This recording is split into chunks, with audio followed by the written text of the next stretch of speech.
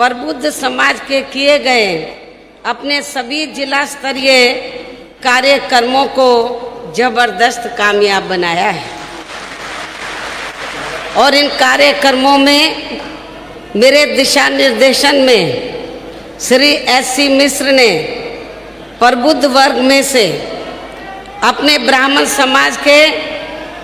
लोगों को भी दलितों की तरह कभी भी ना गुमराह होने वाला तथा ना ही किसी के बहकावे में व प्रलोभन आदि में भी आने वाला समाज बनाने का हर संभव पूरा प्रयास किया है। और यदि वास्तव में ऐसा संभव हो जाता है तो फिर हमारी पार्टी को यहाँ आगामी विधानसभा चुनाव में सन 2007 की तरह अपनी पूर्ण बहुमत की सरकार बनाने से कोई भी ताकत रोक नहीं सकती है। हालांकि इस मामले में मुझे अपने दलित वर्ग के लोगों पर शुरू से ये गर्व रहा है कि इन्होंने बिना गुमराह व बहकावे आदि में आए हुए पार्टी के कठिन से कठिन दौर में भी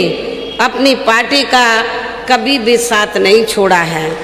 अर्थात ये लोग एक मजबूत चट्टान की तरह हमेशा अपनी पार्टी के साथ खड़े रहे हैं। साथ ही मैं यहाँ ये भी उम्मीद करती हूँ कि बीएसपी से जुड़े अन्य सभी वर्गों के लोग भी इनकी तरह अब आगे कभी भी गुमराह नहीं होंगे तथा ना ही किसी के बहकावे में व ना ही किसी के प्रलोभन आदि में भी आएंगे। जबकि इनको ये मालूम होना चाहिए कि पिछले कुछ वर्षों में चाहे यहाँ सपा की सरकार रही हो या वर्तमान में बीजेपी की सरकार चल रही हो, लेकिन इन सभी सरकारों की रही जातिवादी, संकीर्ण व पूंजीवादी सोच होने के कारण यहाँ सर्व समाज में से विशेषकर गरीबों, मजदूरों, कर्मचारियों, किसानों,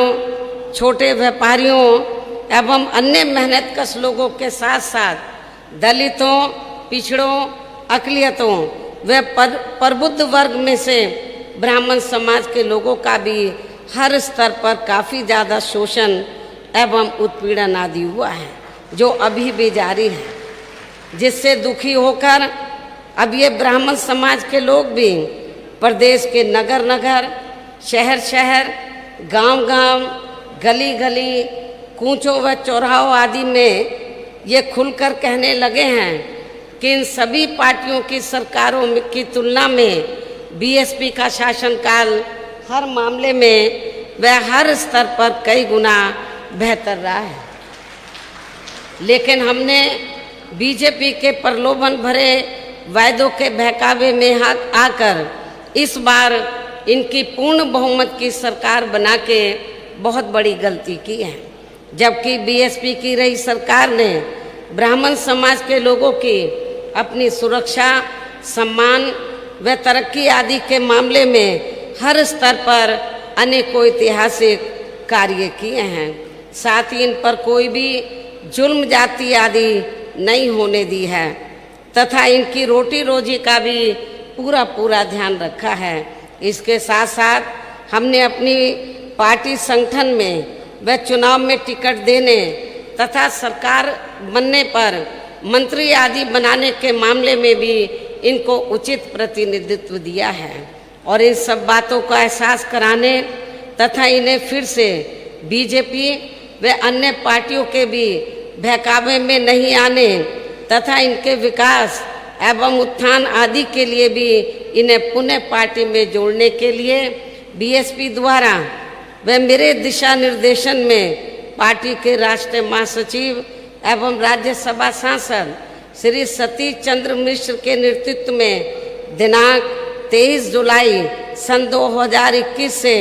प्रबुद्ध वर्गों की विचार संगोष्ठी करने का कार्यक्रम अयोध्या से शुरू किया गया है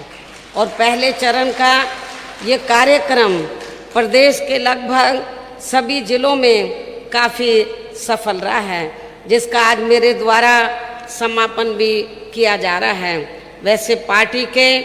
इस पहले चरण के कार्यक्रम को विफल करने के लिए बीजेपी व इनकी सरकार ने हर प्रकार के साम दाम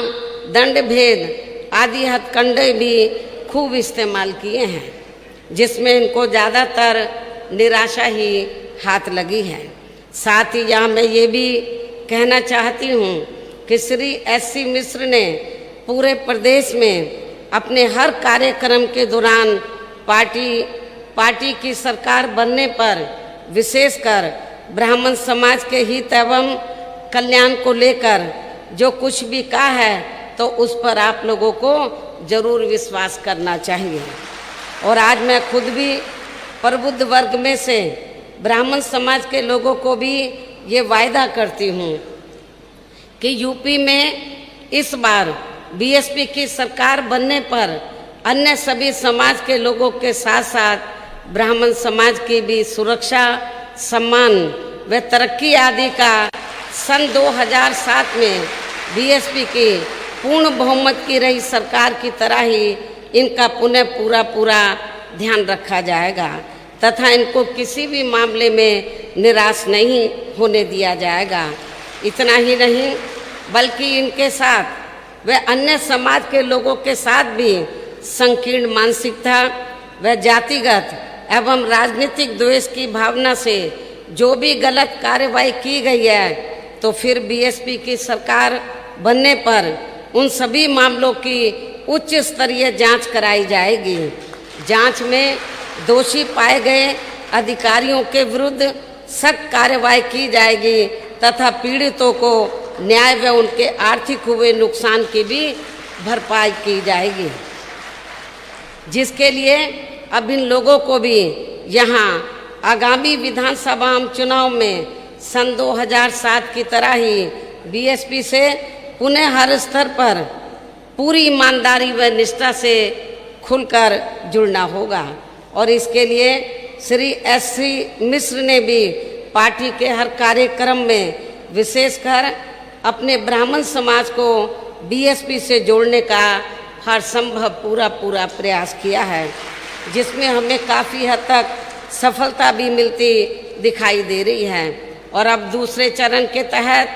पार्टी के मंडल व विधानसभा स्तर पर बनाए गए सभी पदाधिकारियों को शहरों व गांवों आदि में जाकर अपने ब्राह्मण समाज को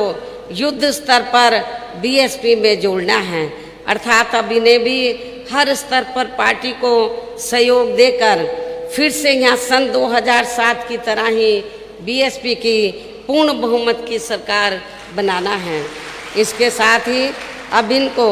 दूसरे चरण के तहत प्रत्येक विधानसभा के शहरों, कस्बों व गांवों आदि में जाकर पहले अपने विशेषकर ब्राह्मण समाज के कम से कम 1000 सक्रिय कार्यकर्ता तैयार करना है प्रत्येक विधानसभा में तथा इन्हें बीएसपी का सदस्य भी जरूर बनाना है। साथ ही इनकी सूची भी तैयार करनी है और सबसे